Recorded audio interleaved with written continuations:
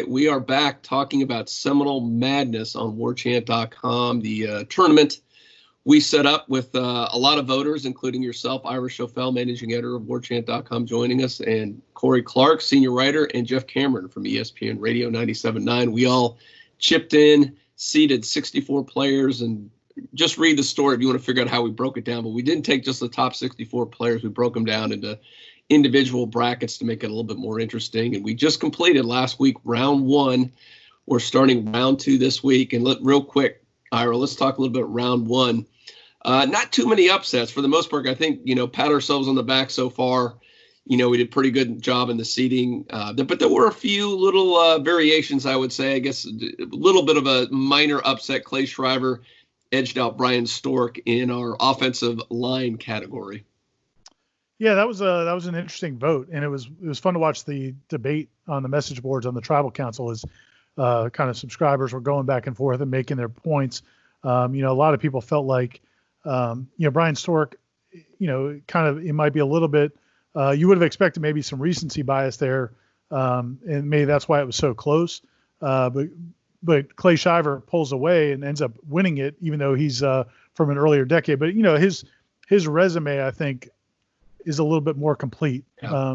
When you talk the big picture of what they did at Florida State, and then Stork, it would have been curious to see what happened if Brian Stork had played in the NFL a long time, because it started off so well. Plays in the Super Bowl with the Patriots. Looks like he's going to be a guy who maybe plays 10 years in the NFL, one of the best franchises in all of football. But then he ends up having the concussion issues and ends up retiring early. Now he's actually in coaching, which is cool. But he, if he had been playing in the league for the last 6-7 years, I wonder if he pulls away and wins that one. Yeah, he might. In that same category, it was really interesting with the offensive linemen and Pat Tomlin and Trey Thomas. That was the tightest battle we had, Iron. I guess it was you were telling me by one vote that was decided for Pat Tomlin over Trey Thomas. Yeah, that was crazy. That one actually, I went back and forth for a little bit. And again, it's a perfect example where you have Trey Thomas, and it really comes down to how you are deciding how you want to vote, because we didn't really set a criteria. We didn't say this was based on their FSU career entirely. Some people feel that way, and so those people feel like, man, come on, Pat Tomlin basically started for 4 years at Florida State, was a huge contributor to really the starting of kind of the Bowden era, was a huge, tremendous player for Florida State. And then you've got Trey Thomas, who only started for 1 year. He basically sat the bench, really was criticized a lot early in his career for not being focused, not being serious enough, and then kind of comes on late in his career. But he ends up having the much longer NFL career. So I think some people remember him from his time in the NFL, and maybe that's why that vote was so close. But as you said, it came down to one vote. And when the time was up, Pat Tomlin was the winner. Are we sure there weren't any hanging chads there, Ira? Are we sure I can double check that recount? But that was good. And it really, if there was one that was an upset, it had to be in our defensive playmakers bracket, and that was LaMarcus Joyner beating out Paul McGowan, Buckus Award winner. And again, I'm fine with that. Joyner was a great player at Florida State, but obviously McGowan has the hardware, winning the Buckus and everything else. So, yeah, I mean, I might have voted a little bit different, but I really don't have a problem. Joyner was such a dynamic player, and really, we talked about it when we did the 2010 class retrospective about he's one to really set up that whole class and gave respectability, legitimacy to Jimbo Fisher. I don't think if he goes, because he was also looking at Florida, if he goes to Florida, I don't think that whole era happens. I don't think Florida State, he was such a linchpin that got other guys followed because he was the number one player in the state that year. So, I mean, more than just his incredible play in the field, he's doing great in the NFL. I think he was maybe the primary reason Florida State wins that national championship right along with Jameis Winston. Yeah, you're right. And it was interesting to watch the voting in that one and people's explanations when they posted on the message boards, making their argument for the case for each side was even the ones who felt strongly that McGowan should have been the winner. They were all like, well, you can't really argue against LaMarcus Joyner.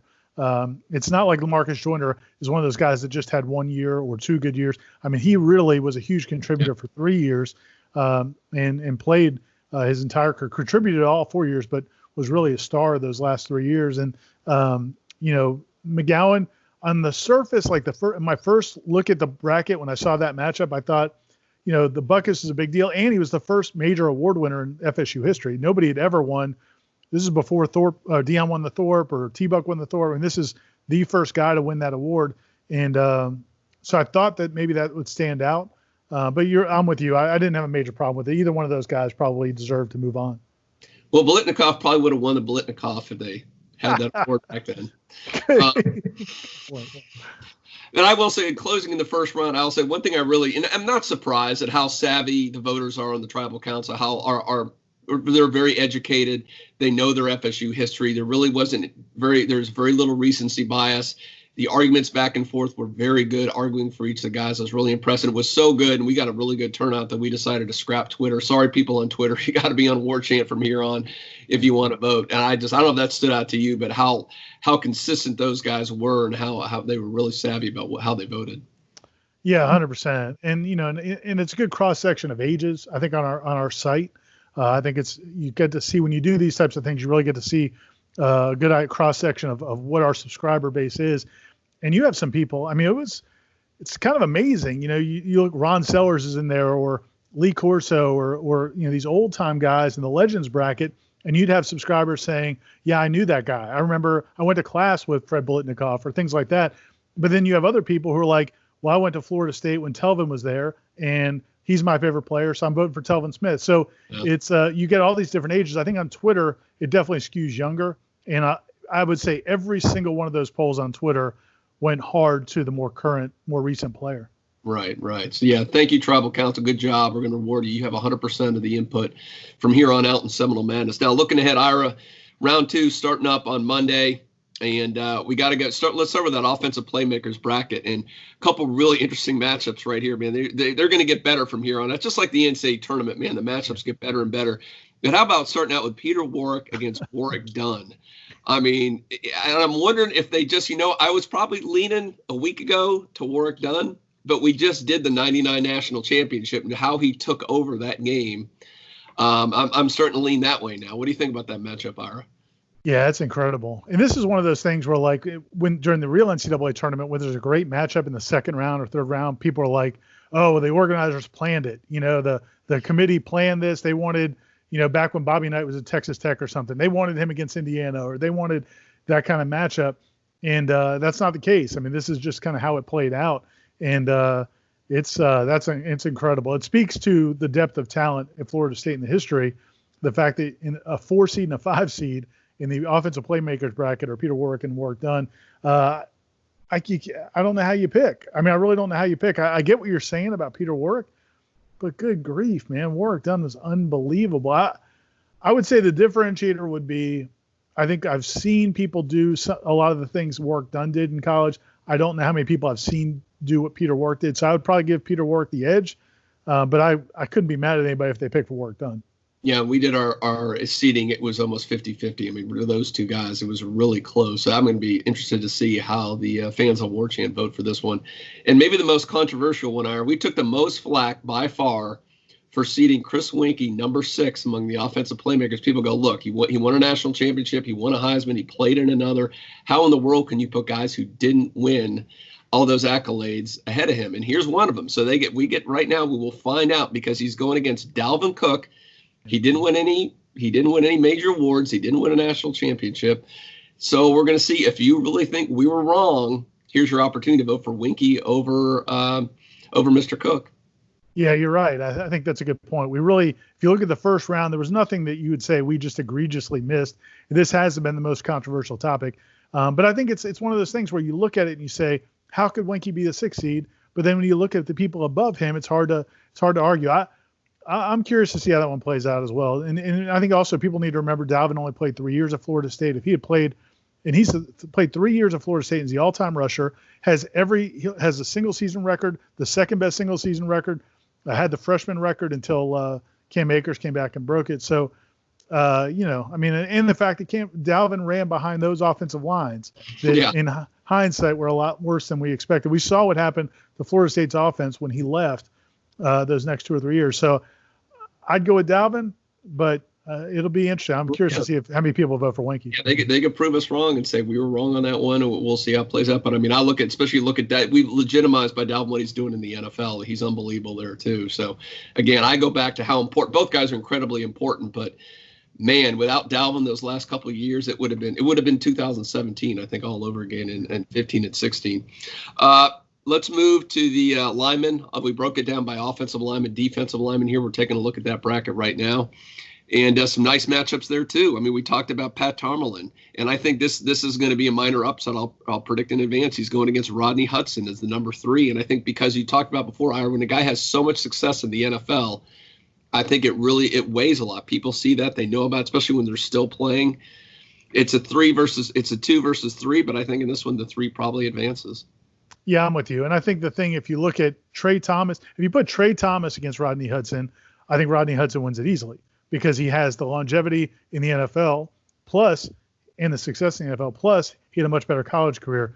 Pat Tomlin doesn't have the NFL side, and he doesn't really have the huge edge on Rodney Hudson. Rodney Hudson basically was a starter from day one at Florida State. I think he started like his 3rd or 4th game under Rick Trick as a true freshman and was an unbelievable offensive lineman, best lineman in the ACC.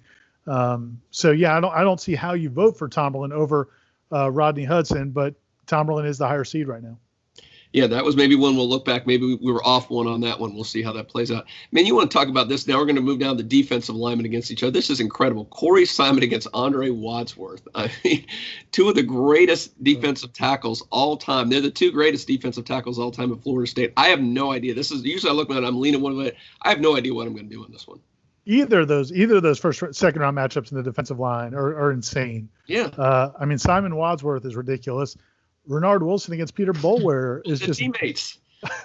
It's just it's ridiculous. So that's these 2 brackets, the offensive line, defensive line, where we only had 8 in each category, really kind of ramp things up quickly. And then also you'll see the same thing when we go to special teams and the legends category where they only had 8 from each. And it's just, man, you go right into the second round and it's all-time great against all-time great. And I think you flip a coin. I don't know how you'd really argue against either one. You could argue for all 4 of them. I don't know how you could argue against any of them.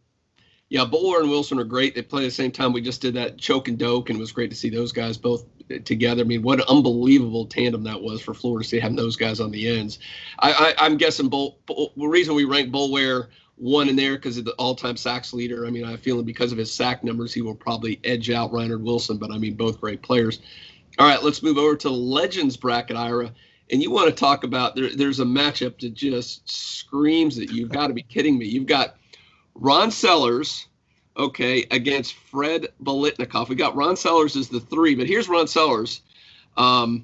He has, and I looked this up, of the major 10 categories for receiving, he's number 1 in 6 of them, and he's number 2 in 3 of them. So he's in the top 2 in 9 out of the 10 major receiving categories all time. But Fred Biletnikoff, they named an award after him. And he was ridiculous, obviously, in the NFL for years for the Raiders.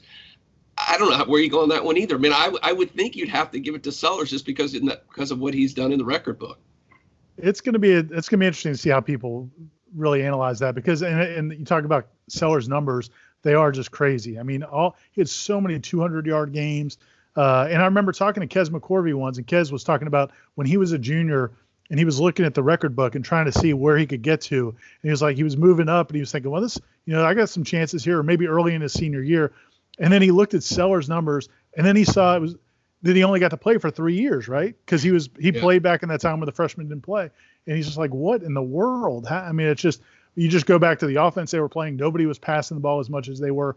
But at the same time, Fred Biletnikoff, from an NFL standpoint, as we said, Hall of Famer, one of the all-time greats. How do you vote against him? And so, yeah, I think you got to go with Biletnikoff. I'm going to predict, I'm going to go on a limb. I think Biletnikoff wins a little bit easier than people expect, than the experts might think. All right. I don't know. I might lean to Sellers on that. We'll see how that one plays out. So right now we got Sellers at 3, Biletnikoff as a 2. So he has a slight edge in the seating. And we go to the special teams, 2 really good matchups. You got the 2 greatest kickers of all time going against each other. I mean, there was really no doubt those are the 2 best kickers of all time, although I think Ron Stark, because he's a punter, gets left behind, but he was obviously great. He did not advance. So you got Roberto Aguayo, Sebastian Janikowski. Roberto is 2. Jano is 1. Could go either way on that one. And then you got the 2 great returners, Tamark Vanover and Greg Reed, going against each other. And I will qualify, because if we don't say this, someone will say, well, why isn't why isn't Deion Sanders in there? Why isn't Peter Warrick in there? They're already in their playmaker category, so we didn't really want to have them in there twice.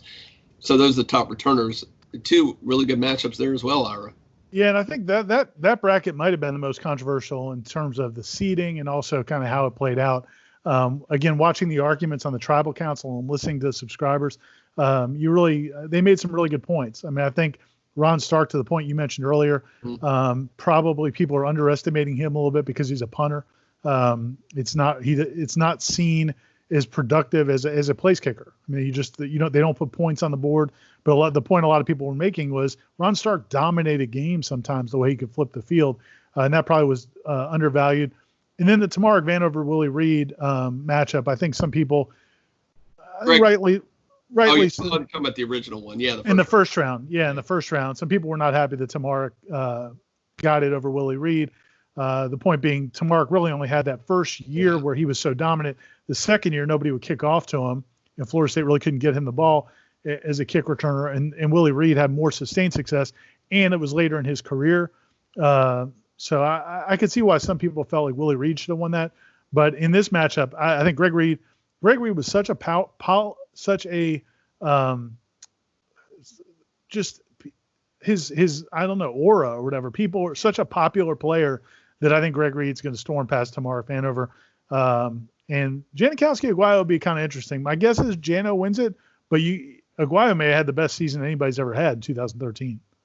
One of my thing for Greg Reed, just Florida State, that Bobby Bowden does not get his glorious exit in Jacksonville in the Gator Bowl if not for Greg Reed returning that late punt against Maryland. And Florida State, if they go below 500, they're not playing in a bowl, and it's a miserable end to Bowden's career. So for that, to me, that's just my 2 cents I'm putting in there. All right, let's wrap it up, Ira, with the defensive playmakers. And if there's one that really is just, it's not as controversial, not as interesting to me, because first of all, you've got Deion, Derek Brooks, and Marvin Jones. So all those guys are probably advancing. But so the one that's really interesting to me is the Leroy Butler and Terrell Buckley. I think that's the best matchup by far in this region. And just two great defensive backs. It's going to be hard to pick. Yeah, I mean, Jalen Ramsey, I think, is interesting because people love Jalen so much, but he's got no chance against Deion. Yeah. And then, I think this is going to be chalk. I really think this is going to be chalk. I think you're going to see 1, 2, 3, and 4 move through. I don't see any reason to think that it wouldn't. But that's going to create some really great matchups in that next round. Yeah, I mean, when you're talking about, you're going to have, and we've had it before, and I'll be interested what happened. You're going to have a Derek Brooks, Marvin Jones. I mean, very likely that's going to be something. I always get that's huge amount of debate because you've got the NFL success versus in college. As great as Derek Brooks was in college, to me, it was always Marvin Jones. Even Erickson, the Miami's coach, said he was the best linebacker we'd ever seen.